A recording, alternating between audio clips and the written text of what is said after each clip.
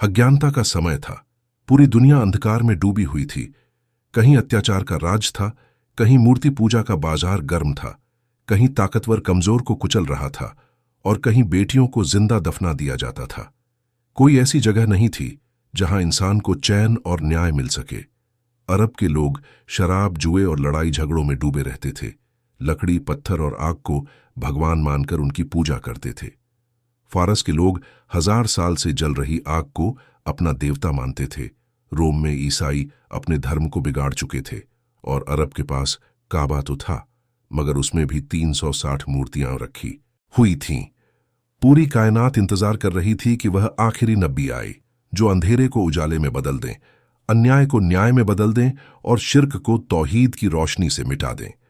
इन्हीं दिनों एक बड़ा वाकया पेश आया जिसे आमुल फील कहा जाता है।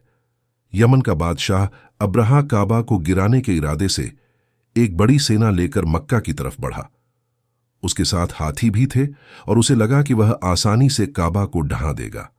मगर जब उसने हमला करना चाहा तो अल्लाह ताला ने आसमान से पक्षियों के झुंड भेज दिए, जिनकी चोंच और पंजों में छोटे छोटे कंकड़ थे।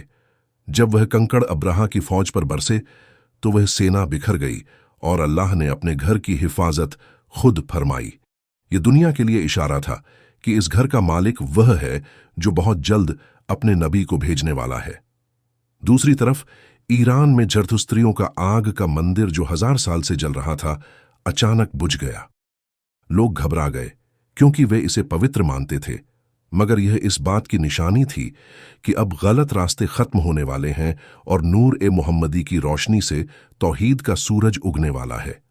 उसी रात फारस के बादशाह किसरा के महल के 14 बड़े बड़े स्तंभ गिर पड़े।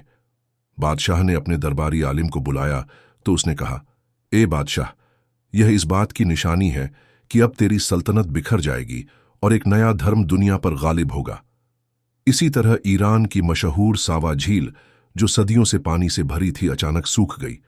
लोग उसे भी पवित्र मानते थे, लेकिन यह इशारा था कि अब शिर्क के सारे रास्ते बंद होने वाले हैं। मक्का का माहौल भी बदल चुका था।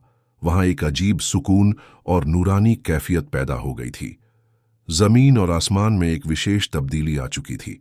और फिर वह मुबारक लम्हा आया जब सोमवार की सुबह 12 रबीउल अव्वल को मक्का की पवित्र जमीन पर वह हस्ती पैदा हुई, जिनके नूर से पूरी कायनात चमक उठी, जिनके आने से अंधकार मिट गया और हिदायत का सूरज निकल आया।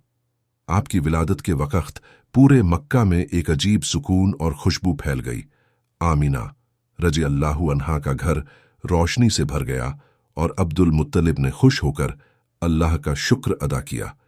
दुनिया जान गई कि अब वह नबी आखिरुज्जमा आ चुके हैं, जिनका जिक्र तौरात और इंजील में भी था।